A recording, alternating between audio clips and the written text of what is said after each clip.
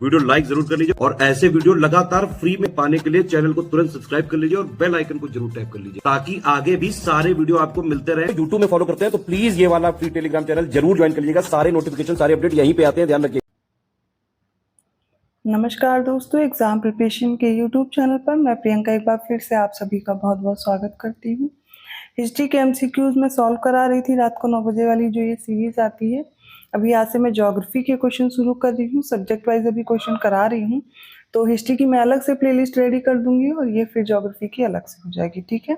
अगर आप न्यू हैं इस चैनल पर तो डेली दोपहर 1 बजे जीएस की क्लास आती है और रात को 9 बजे इसी चैनल पर मॉक टेस्ट आप मेरे साथ सॉल्व करेंगे जो कि आरओ एग्जाम और यूपी पीसीएस दोनों के लिए इम्पॉर्टेंट है। साथ में जो बच्चे पेड कोर्स ज्वाइन करना चाहते हैं, इंटरेस्टेड हैं, वो स्टडी फॉर सिविल सर्विसेज का पेड कोर्स ज्वाइन कर सकते हैं क्योंकि जुलाई में 27 जुलाई को आपको एग्जाम है आरओ का। तो जो बचा हुआ समय है तो बेहतर ढंग से अभी भी आप प्रिपरेशन करके ज़्यादा से ज़्यादा प्रैक्टिस करके आप एग्ज़ाम क्वालिफाई कर सकते हो। आपको जो कोर्स में दिया गया मटेरियल है सिर्फ उतना फॉलो करना, उसके अलावा कुछ भी नहीं पढ़ना होगा।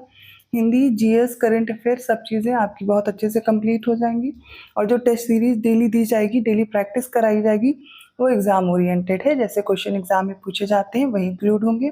और यूपी पीसीएस 2025 की तैयारी आप शुरू कर सकते हैं। नया कोर्स लॉन्च हो चुका है, इसमें आप प्री प्लस मेंस की तैयारी अभी से शुरू कर सकते हैं। तो कोर्स से रिलेटेड जानकारी होगी, अगर कोर्स ज्वाइन करना है डिस्क्रिप्शन बॉक्स में मैंने नंबर प्रोवाइड किया है, आप उन पर कॉल या मैसेज करके इन्फॉर्मेशन ले सकते हैं। और कोशिश कीजिए कि जो आप पढ़ रहे हैं उसको बेहतर ढंग से रिवाइज भी करते रहिए। जैसे कि क्लासेस इस चैनल पर पहले से भी दी गई हैं आरओ के लिए, जब से एग्ज़ाम के लिए आई थी नोटिस। तो आप जो पहले क्लासेस हुई उन्हें तो रिवाइज ही कीजिए और जो नई क्लासेस चल रही है उनको फॉलो करते रहिए, ठीक है। चलिए आज की क्लास बिना देर किए स्टार्ट करते हैं। 81st क्वेश्चन है, लिस्ट 1 को लिस्ट 2 से मैच करेंगे। मैंग्रोव स्थल दिए गए हैं, उनके राज्य भी दिए गए हैं। मैंग्रोव स्थल में करिंगा है, वेम्बनाड है, पुलिकट है, विक्रोली है और राज्यों में महाराष्ट्र, तमिलनाडु, केरल और आंध्र प्रदेश है, ठीक है। चलिए मैच करेंगे। तो सबसे पहले देखिए करिंगा कहाँ है, करिंगा है आंध्र प्रदेश में, वेम्बनाड केरल में है, पुलिकट तमिलनाडु और विक्रोली कहाँ है, महाराष्ट्र में। ऑप्शन ए करेक्ट होगा, 4, 3, 2, 1। अगला प्रश्न है, विष्णु प्रयाग निम्नलिखित में से किन नदियों के संगम पर स्थित है। धौली गंगा और गंगा, धौली गंगा और अलकनंदा, धौली गंगा और ऋषि गंगा या अलकनंदा और ऋषि गंगा। तो देखिए धौली गंगा, अलकनंदा रिवर निकलती है, ठीक है। इससे सबसे पहले जो रिवर आकर के मिलती है वो धौली गंगा है। तो धौली गंगा और अलकनंदा जहाँ पर मिलते हैं उसे विष्णु प्रयाग बोलते हैं। तो सबसे पहला विष्णु प्रयाग होता है, फिर नंद प्रयाग होता है जहाँ पर नंदाकिनी आकर के मिलती है, ठीक है। फिर पिंडार नदी आकर के, पिंडार नदी माफ कीजिएगा, आकर के मिलती है तो यहाँ पर कर्ण प्रयाग हो जाएगा। अगली मंदाकिनी रिवर आकर के मिलती है तो फिर रुद्र प्रयाग होगा और आगे जब भागीरथी नदी आकर के अलकनंदा से मिलती है तो उसे हम देव प्रयाग बोलते हैं। तो VNKRD ये याद रखिएगा। सबसे पहले विष्णु प्रयाग है जहाँ पर धौली गंगा आकर के मिलेगी, फिर नंद प्रयाग है जहाँ पे नंदाकिनी आकर के मिलेगी, कर्ण प्रयाग में पिंडार आकर के मिलेगी अलकनंदा से, ये कॉमन एक रिवर है अलकनंदा जिससे सब आकर के मिल रही हैं। रुद्र प्रयाग में मंदाकिनी आकर के मिलेगी अलकनंदा से, देव प्रयाग में भागीरथी नदी आकर के मिलती है अलकनंदा से और यहीं से आगे जब प्रवाहित होती है हरिद्वार के आगे से तो इस नदी को संयुक्त रूप से हम गंगा के नाम से जानते हैं। चलिए अगला प्रश्न देखते हैं। 83rd क्वेश्चन क्या है, निम्नलिखित में से कौन सा एक करेक्टली मैच नहीं है। संस्थान है, उनकी अवस्थिति दी गई है। तो भारतीय दलहन अनुसंधान संस्थान, ठीक है, पल्सेस रिसर्च इंस्टीट्यूट, ये कहाँ है, कानपुर में है। भारतीय गन्ना अनुसंधान संस्थान लखनऊ में, बिल्कुल करेक्ट है। केंद्रीय कृषि वानिकी अनुसंधान संस्थान झांसी में है, जबकि राष्ट्रीय जैविक खेती केंद्र ही गलत दिया गया है, ये गाजियाबाद में है। अगला प्रश्न है, निम्नलिखित में से कौन एक शहर दजला अर्थात टिग्रिस नदी के किनारे पर स्थित नहीं है। मौसूल है, किरकुक है, सामरा है या बगदाद है। तो देखिए इसका राइट आंसर क्या हो जाएगा, इसमें से किरकुक नहीं है, बाकी सारे टिग्रिस रिवर के पास है। 85th क्वेश्चन है, निम्नलिखित में से कौन सी भारत की सबसे दक्षिणी पहाड़ी श्रृंखला है। नीलगिरी पहाड़ी, सिरुमाली, नल्ला मलास या फिर इलायची या कार्बम पहाड़ी। तो देखिए ये जैसे कि भारत है, ये प्रायद्वीपीय वाला रीजन में बना रही हूँ। यहाँ पर पूछा गया आपसे सबसे दक्षिणी पर्वत श्रृंखला कौन है। तो सबसे पहले देखिए वेस्टर्न घाट है, सह्याद्री, ठीक है। सह्याद्री ये उत्तरी सह्याद्री है, मध्य सह्याद्री और ये दक्षिण सह्याद्री, ठीक है, ये सह्याद्री नाम से जानते हैं, वेस्टर्न घाट पे याद रखिएगा। इसके नीचे जो आप अन्नामलाई पहाड़ी आते हैं, अन्नामलाई के बाद यहाँ पर जो सबसे लास्ट पहाड़ी है वो इलायची या कार्डमम पहाड़ी के नाम से हम इसे जानते हैं, ठीक है। बाकी नीलगिरी, सिरुमाली, नल्लामलाई यहाँ पर नहीं है, तो आप इलायची को याद रखेंगे। अगला प्रश्न देखते हैं, फ्रांस के सहयोग से एक वृहद सौर ऊर्जा संयंत्र की स्थापना इनमें से किस जिले में की गई है? गोरखपुर, देवरिया, मिर्जापुर या वाराणसी में बतानी है। तो इसका राइट आंसर हो जाएगा ऑप्शन सी, मिर्जापुर में यूराइल है।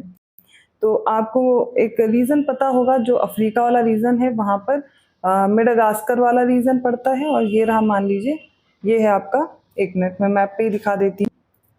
ओशनिक करंट मैंने कई बार कराया हुआ है, लेकिन एक बार फिर से देख लीजिए, आपसे इंडियन ओशन की पूछी गई है, ठीक है। तो सबसे पहले देखिए ये वाला रीजन है, यहाँ पर क्या होता है, इक्वेटोरियल करंट चलती है, ठीक है। तो ये ऐसे जब आगे बढ़ती है नॉर्थ इक्वेटोरियल करंट, तो यहाँ पर टकराती है इस वाले रीजन में, और टकरा करके ऐसे नीचे आती है। तो जो इक्वेटोरियल रीजन पे जितनी भी करंट चलेंगी वो सारी गर्म होंगी, ठीक है, कि गर्म हवा चल रही है, गर्म मतलब ओशनिक करंट चल रही है, माफ कीजिएगा। तो ये आगे टकरा कर इधर मुड़ती, इसको हम बोलते हैं अग्लुहास।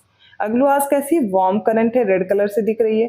और एक और ये यहाँ पर मेडागास्कर से आते हुए इसको मोजाम्बिक करंट बोलते हैं। तो इंडियन ओशन में दो ये वार्म करंट आपको याद हो गई, ठीक है। अगली आप देखेंगे यहाँ से जैसे गर्म पानी इधर आ रहा है, तो इसको कवर करने के लिए ठंडा पानी, या फिर आप बोल लीजिए ड्रिफ्ट चलती है, वो आगे बढ़ती है, तो वो हो जाएगी कौन सी, कोल्ड करंट। और आपको एक कोल्ड करंट, ये वेस्टर्न ऑस्ट्रेलियन करंट दिख रही है, ठीक है। तो ये तो हो गई कि करेक्ट आंसर हमारा क्या है, इंडियन ओशन में जो वार्म करंट है वो कौन सी है, अग्लुहास करंट है, क्योंकि यही दी गई है। बाकी आपको एक कैनरी करंट दी गई है, तो यहाँ पर ये कैनरी दिख रही है, ये कैनरी दिख रही होगी। अब इसको भी समझ लीजिए एक बार, मैं इसको भी एक्सप्लेन कर देती हूँ। ये क्या होता है, जो इक्वेटोरियल रीजन में यहाँ पर चल रही है करंट, ठीक है। अब ये यहाँ पर वाले, ये जो ब्राजील वाला ऊपर ये पोर्शन है, यहाँ पर टकराएगी और ऐसे बढ़ेगी, तो यहाँ पर गल्फ है, ठीक है, गल्फ ऑफ मैक्सिको, यहाँ से ये मूव करके ऐसे आगे बढ़ेगी, और इसी करंट को हम गल्फ स्ट्रीम के नाम से जानते हैं, ठीक है। अब ये गल्फ स्ट्रीम आगे से बढ़ी, तो ऊपर से आप देखेंगे यहाँ पर ग्रीनलैंड है, ठीक है, ग्रीनलैंड से एक ये लेब्राडोर करंट, ठंडी करंट आती है, और यहाँ से ईस्टर्न ग्रीनलैंड करंट, ये दोनों आकर के यहाँ पर मिल जाती हैं। इस रीजन में आप देखेंगे मछलियां बहुत मिलती हैं, ठीक है, क्योंकि यहाँ पर वार्म और कोल्ड करंट दोनों आकर के मिलती हैं। अब यही आगे बढ़ेगी, तो इसे हम बोलते हैं नॉर्थ अटलांटिक ड्रिफ्ट, और यही आगे मैंने बोला ना कि गर्म पानी होकर के ऊपर उठ रहा है, तो ठंडा पानी उसको कवर करने के लिए आएगा ना नीचे से।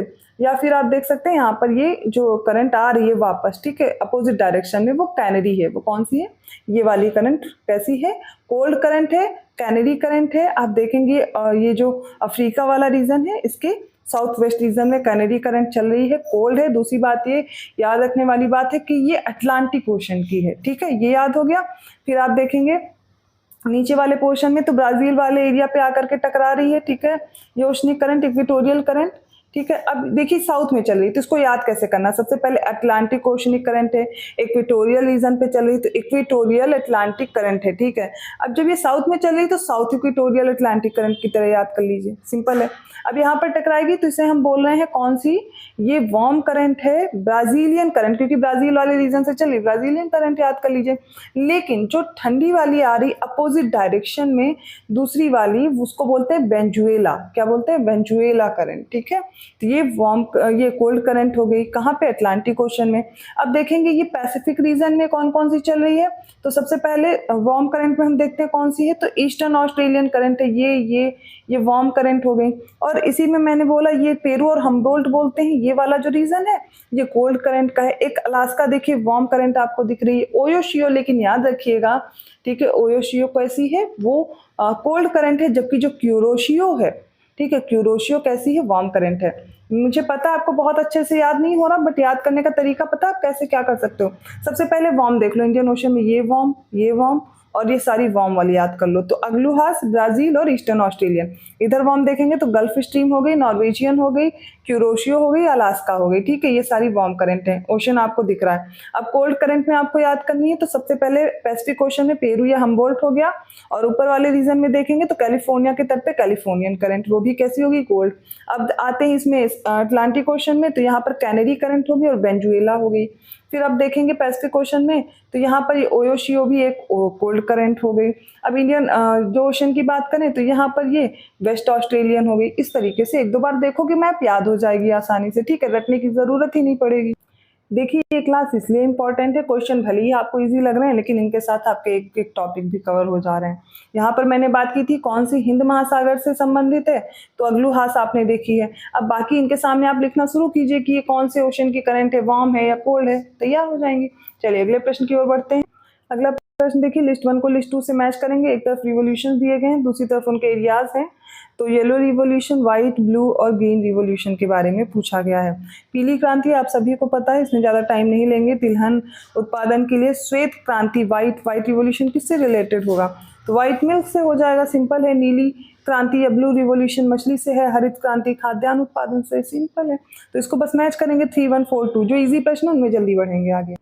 अगला प्रश्न है निम्नलिखित में से भारत का कौन सा राज्य कहवा उत्पादन में सर्वाधिक उत्पादन करता है। तमिलनाडु, केरल, महाराष्ट्र और कर्नाटक में बताना है। तो इसका राइट आंसर हो जाएगा ऑप्शन डी, कर्नाटक। ठीक है। निम्नलिखित में से उत्तर प्रदेश के किस जिले में नरौरा परमाणु विद्युत संयंत्र स्थित है। आगरा, प्रयागराज, बुलंदशहर या मिर्जापुर। तो ऑप्शन सी करेक्ट होगा, बुलंदशहर हो जाएगा, नरौरा। ठीक है। अगला प्रश्न है निम्नलिखित में से कौन से शहर यांगसी चांगजियांग नदी पर स्थित है। नानचांग, वुहान, नानजिंग या ग्वांगझोउ। तो इसमें से वुहान और नानजिंग ये किस पे स्थित है, यांगसी रिवर पर। ऑप्शन बी करेक्ट होगा। अगला प्रश्न निम्नलिखित में से कौन सी जम्मू कश्मीर केंद्र शासित प्रदेश की सबसे लंबी पर्वत श्रृंखला है। जम्मू कश्मीर को पूछी गई है। नागटिब्बा है, महाभारत है, पीर पंजाल है या जास्कर है। तो देखिए जास्कर, काराकोरम, लद्दाख, जास्कर। ठीक है। ट्रांस हिमालयन रीजन में आती है ये। ठीक है। और इसमें सबसे लंबी पर्वत श्रृंखला महाभारत तो यहाँ पर है नहीं, नागटिब्बा महाभारत जम्मू कश्मीर में। पीर पंजाल होगा, ऑप्शन सी करेक्ट है। ठीक है। कभी कभी आपसे क्रोनोलॉजी भी लगाने के लिए आती है, मतलब ऊपर से नीचे नॉर्थ टू साउथ लगाने के लिए। तो काराकोरम, लद्दाख, जास्कर, इसके बाद पीर पंजाल और फिर धौलाधार। KLJPD याद रखिएगा। ठीक है। ऑप्शन सी करेक्ट है। 93rd क्वेश्चन है, सूची 1 को सूची 2 से सुमेलित करेंगे। औद्योगिक प्रदेश और औद्योगिक केंद्र दिए गए हैं। ठीक है। मुंबई, पुणे, कोलकाता से हुगली, अहमदाबाद, बड़ोदरा, मद्रास, कोयम्बटूर, बेंगलुरु। यहाँ पर कौन से औद्योगिक क्षेत्र हैं। भद्रावली, कलोल, रिस्ना और कुर्ला में से बताना है। तो देखिए मुंबई, पुणे, यहाँ पर कुर्ला हो जाएगा। कोलकाता, हुगली, रिस्ना हो जाएगा। अहमदाबाद, बड़ोदरा, कलोल और भद्रावली कहाँ है, मद्रास, कोयम्बटूर, बेंगलुरु वाले क्षेत्र में। 4, 3, 2, 1 ऑप्शन ए करेक्ट है। फिर से हमें लिस्ट 1 को लिस्ट 2 से मैच करना है। एक तरफ द्वीप दिए गए, दूसरी तरफ देश हैं। क्रीट, सार्डिनिया, कोर्सिका और बेलेरिक ये किसके द्वीप हैं। स्पेन, फ्रांस, ग्रीस और इटली में से बताना है। तो क्रीट है ग्रीस का, सार्डिनिया कहाँ का है, ये इटली का हो जाएगा। इटली के पास आपने मैप में देखा होगा। कोर्सिका फ्रांस का है और बेलेरिक स्पेन का है। 3, 4, 2, 1 ऑप्शन बी करेक्ट है।